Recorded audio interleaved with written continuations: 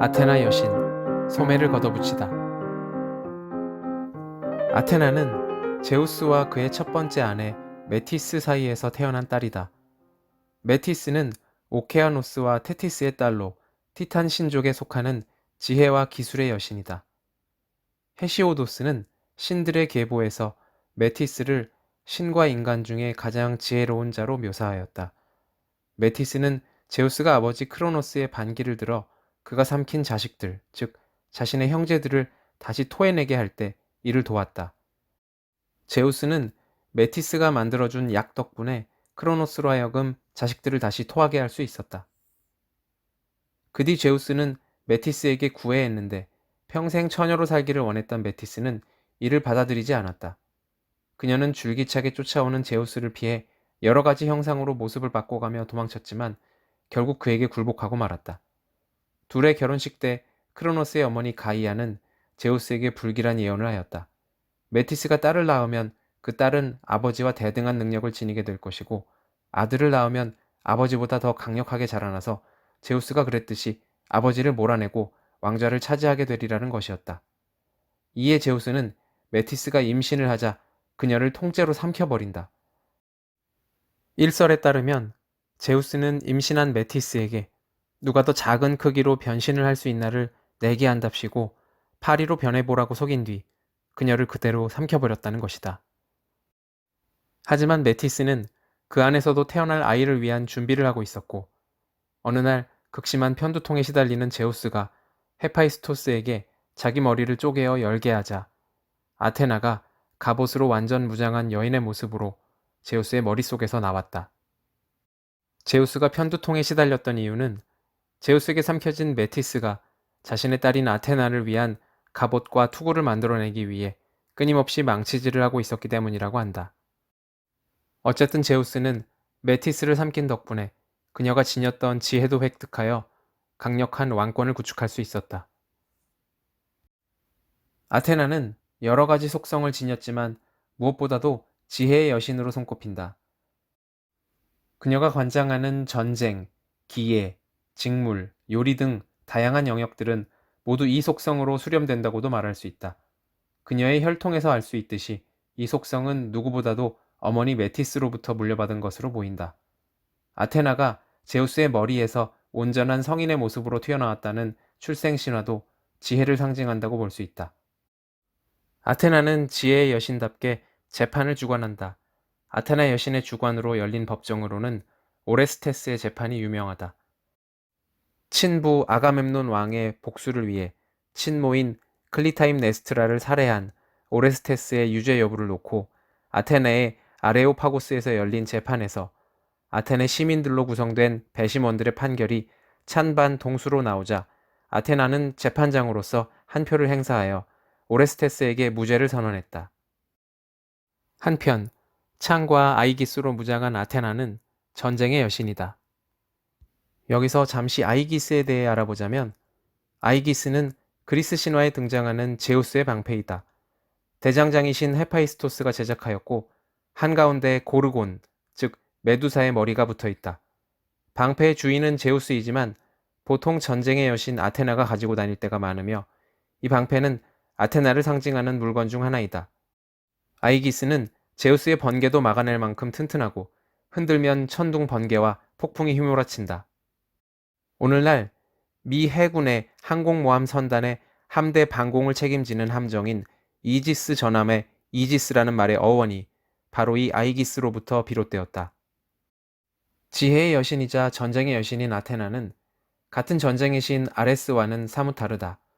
아레스가 전투의 난폭한 면을 대표하는 신이라면 아테나는 지적인 전술을 대표한다. 그리스인들, 특히 호메로스는 전쟁의 신으로서 아레스보다 아테나를 더 좋아했으며 제우스도 아테나는 끔찍이 아끼면서도 아레스는 좋아하지 않았다. 전쟁의 여신 아테나에게는 프로마코스라는 별칭이 자주 붙는다. 프로마코스는 미리 싸우는 자, 앞서서 싸우는 자라는 뜻으로 앞장서서 싸운다는 의미도 담고 있지만 주로 방어에 초점을 맞추어 싸우는 전사를 의미한다. 이런 명칭에서도 군신으로서 아레스와 다른 아테나의 성격이 드러나고 있다. 난폭한 아레스가 공격적이고 파괴적인 전쟁을 주도한다면 아테나는 지략과 이성으로 무장하고 무차별적 파괴로부터 도시와 문명을 보호하는 역할을 수행한다. 아테나이, 즉 아테네는 바로 여신 아테나가 자기 몫으로 뽑은 도시, 말하자면 아테나 자신의 도시였다. 언제인가 아테나는 자기와 마찬가지로 이 도시를 탐내는 바다의 신 포세이돈과 결혼 적이 있다. 두 신이 도시를 놓고 다투자 시민들은 누가 도시에 더 이로운 선물을 주는지의 여부로 수호신을 결정하기로 했다. 그러자 포세이돈은 삼지창으로 땅을 찔러 아크로폴리스 언덕에 바닷물이 솟아오르게 하였고 아테나는 올리브 나무가 자라게 하였다. 아테네 시민들은 올리브 열매가 소금물 샘보다 더 유용하다고 판단하여 아테나를 자신들의 수호신으로 결정했다. 도시의 이름 역시 그때부터 아테나 여신의 이름을 따라 아테나이, 즉 아테네가 되었다. 한편 아테나는 페르세우스, 벨레로폰, 헤라클레스, 이아손, 디오메데스, 오디세우스 등 영웅들의 모험을 돕는 여신으로도 자주 등장한다. 아테나는 페르세우스가 메두사를 죽이러 갈 때 그에게 날개 달린 샌들, 모습을 감추는 모자, 방패 등을 주면서 메두사의 목을 자르는 방법을 가르쳐 주었다. 메두사를 직접 본 사람은 돌로 변해버리기 때문에 방패에 비친 모습을 보고서 머리를 잘라야 한다고 말해준 것이다. 아테나는 또 헤라클레스를 싸움터에서 보호해주고 그가 과업을 잘 수행할 수 있도록 무장시켜주기도 했다. 가령 헤라클레스는 아테나가 준 청동 캐스터네츠 덕분에 스팀팔로스 호수의 새들을 놀라게 하여 날아오르게 한 후 화살로 쏘아 죽일 수 있었고 케르베로스를 잡으러 저승으로 내려갈 때도 아테나의 길 안내를 받았다. 오디세우스가 트로이 전쟁을 끝내고 고향으로 돌아갈 때도 아테나는 적극적으로 개입하여 그의 귀향을 도와주었다. 아테나는 오디세우스의 아들 텔레마코스 앞에 아버지의 친구인 멘토르의 모습으로 변신하고 나타나서 충고와 조언을 통해 아버지의 귀향을 준비하게 하였다. 오늘날 조언자, 스승의 의미로 쓰이는 단어 멘토는 여기서 유래한다. 오디세우스가 칼립소의 섬에 갇혀 있을 때는 직접 제우스에게 요청하여 그를 풀어주게 만들기도 했다. 하지만 무엇보다도 아테나는 오디세우스가 역경에 처했을 때 그에게 용기를 불어넣어 스스로 고난을 헤치고 나갈 수 있게 도와준다. 바로 이 점이 지혜와 지략의 여신 아테나가 영웅들의 조력자로서 신화에 자주 등장하게 되는 이유라 하겠다. 아테나 여신이 주관하는 분야로는 전쟁과 지혜 외에 실용적인 기술도 꼽을 수 있다. 지혜를 통해서 탄생한 새로운 기술이나 기회는 대부분 아테나의 손에 의해 생겨난 것으로 생각되었다. 구체적으로 아테나는 직물과 도기, 요리의 여신으로도 추앙받았다. 직물의 여신 아테나와 관련된 신화로는 아라크네와 배 짜는 솜씨를 겨룬 이야기가 유명하다. 지금부터 이 이야기를 좀 더 자세하게 들어보도록 하자. 아라크네는 아리따운 처녀였는데 이 처녀가 길쌈하고 수 놓는 솜씨가 어찌나 훌륭했던지 요정들까지도 숲이나 샘에서 그 솜씨를 구경하러 나왔을 정도였다. 솜씨가 좋았다니까 완성품이 곱고 아름다웠을 거라고 여기겠지만 아라크네의 경우는 일하는 모습까지도 그렇게 보기 좋을 수가 없었다. 아라크네가 헝클어진 실을 모아 타래에 감거나 손가락 빗으로 이를 갈라 눈같이 가볍고 깃털같이 보드라워질 때까지 빗거나 북에다 이 실을 감거나 배를 짜거나 다 짠 배에다 수 놓는 것을 구경하다가 이는 인간의 솜씨가 아니라 아테나가 가르쳐준 솜씨일 거라고 하는 사람들까지 있었을 정도였다. 그러나 아라크네는 이를 부인했다. 아니, 아라크네는 상대가 여신이라고 하더라도 남의 제자로 여겨진다는 사실 자체를 싫어했다. 아라크네는 이런 말까지 겁없이 했다. 아테나 여신과 솜씨를 겨뤄보면 좋겠네요. 내가 지면 무슨 벌이든 받지요. 아테나 여신이 소문을 들었으니 불쾌했을 수밖에. 그래서 어느 날 아테나 여신은 노파로 둔갑하고는 아라크네를 찾아가 부드럽게 타일렀다. 보시다시피 산전수전 다 겪은 할미랍니다. 그러니 내 말 고깝게 듣지 마세요. 누구와 겨루고 싶다고 하셨다는데 상대가 인간이라면 좋을 대로 겨루어도 좋겠지요. 하지만 여신과는 겨루면 안 돼요. 여신과 겨루겠다고 하셨다니 여신의 용서를 구하도록 하세요. 워낙 자비로운 분이시니 아가씨의 허물을 용서해 주실 거예요. 이 말을 들은 아라크네는 길쌈하던 손길을 멈추고 녹이 띈 얼굴로 노파를 노려보며 쏘아붙였다. 그런 충고라면 할머니 딸이나 하녀에게 하세요. 내가 뭐 못할 말 한 줄 아세요? 내가 말했으니 내 말의 책임은 내가 지겠어요. 따라서 한 걸음도 물러날 수 없어요. 여신 같은 건 조금도 두렵지 않다고요. 자신 있으면 나랑 한번 겨루어 보라지요. 그 여신이 바로 여기에 있다. 아테나 여신은 이렇게 말하며 변장을 풀고 그 모습을 드러내었다. 숲의 요정, 샘의 요정들은 머리를 조아리며 물러섰다. 구경하던 사람들은 하나 남김없이 여신에게 경의를 표했다. 아라크네만이 두려움을 내색하지 않았다. 얼굴을 붉힌 것은 사실이었다. 아라크네의 뺨은 잠시 붉게 물들었다가 곧 창백해졌다. 아라크네가 처음 먹었던 마음을 고쳐 먹었으면 좋았으련만 어리석게도 제 솜씨 하나만 믿고 파멸의 길로 뛰어든 것이었다. 아테나는 더 이상 참지 않았다. 더는 타이르려고도 하지 않았다. 둘의 겨루기가 시작되었다. 둘 다 자리를 차지하고 앉아 말코에다 날을 걸었다. 이윽고 갸름한 북이 실 사이를 드나들었다. 이가 고운 바디가 제 시실을 제자리로 밀어붙여 치자 씨와 날이 탄탄하게 엉기었다. 둘 다 손빠르게 배를 짰다.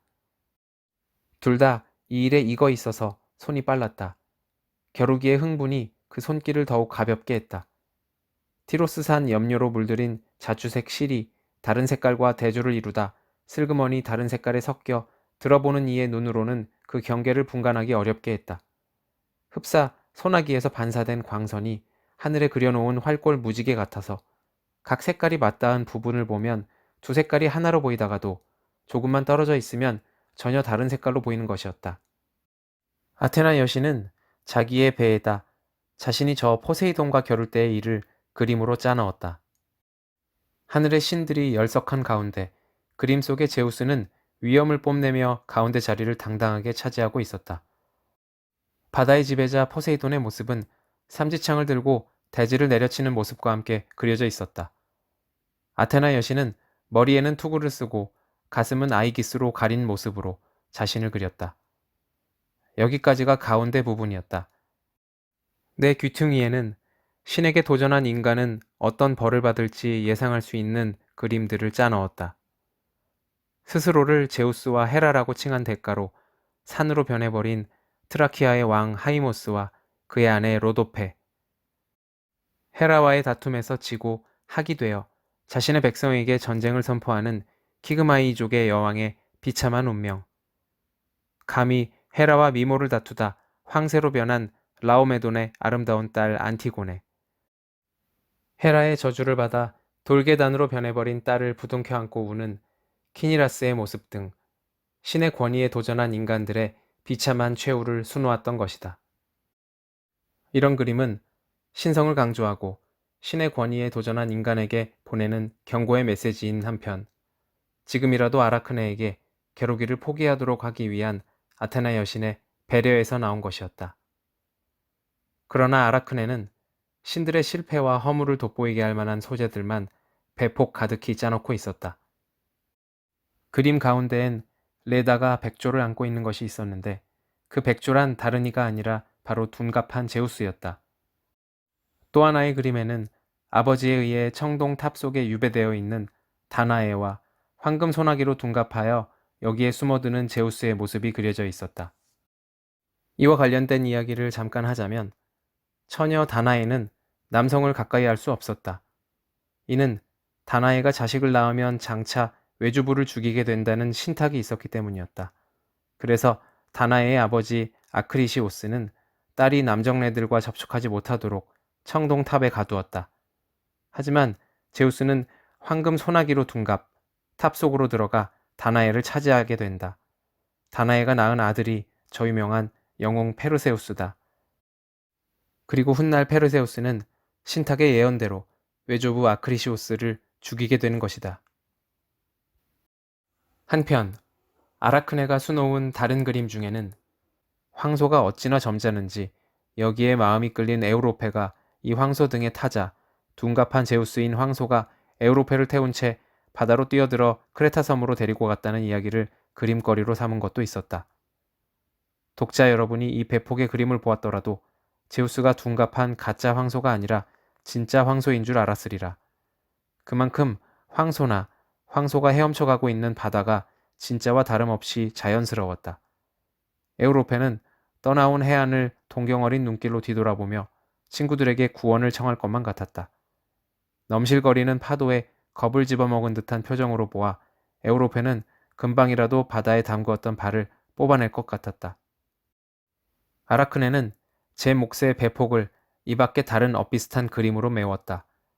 그러나 그림을 짜놓은 솜씨는 훌륭했지만 그 그림에서는 아라크네의 불손한 마음과 신들에 대한 오만이 두드러져 나타났다. 아테나 여신은 아라크네의 솜씨에 탐복하지 않았던 것은 아니지만 신들에 대한 오만 불손한 태도에는 그만큼의 모욕을 동시에 느끼지 않을 수 없었다. 아테나 여신은 손에 들고 있던 북으로 그 배폭을 내리쳐 찢어버렸다. 그리고는 아라크네의 이마에 손을 대어 비로소 그 죄와 부끄러움을 깨닫게 해주었다. 아라크네는 지은 죄와 제 허물의 부끄러움을 참아내지 못해 목을 메어 죽었다. 아테나 여신은 끈으로 목을 메고 늘어져 있는 아라크네의 모습을 가엾게 여겨 이렇게 말했다. 살아나거라 죄 많은 계집아. 이 교훈을 영원히 기억하도록. 너도 네 자손도 잊지 않고 기억하도록. 영원히 그렇게 매달려 있거라. 아테네 여신은 말끝에 아라크네의 몸에다 박옷즙을 뿌렸다. 그러자 아라크네의 머리카락이 빠지고 이어서 코도 귀도 얼굴에서 사라졌다. 아라크네의 몸이 쪼그라들고 머리도 오므라들었다. 손가락은 옆구리로 옮겨가 다리 노릇을 했다. 그 밖의 몸 각 부분은 모두 몸통이 되었는데 아라크네는 그 몸통에서 실을 내고 그 실에 매달렸다. 이것이 바로 아테나 여신이 손을 대어 아라크네를 거미로 변하게 했을 당시의 모습이다. 그녀는 평생 줄에 매달려 있어야 하는 거미로 변한 것이다.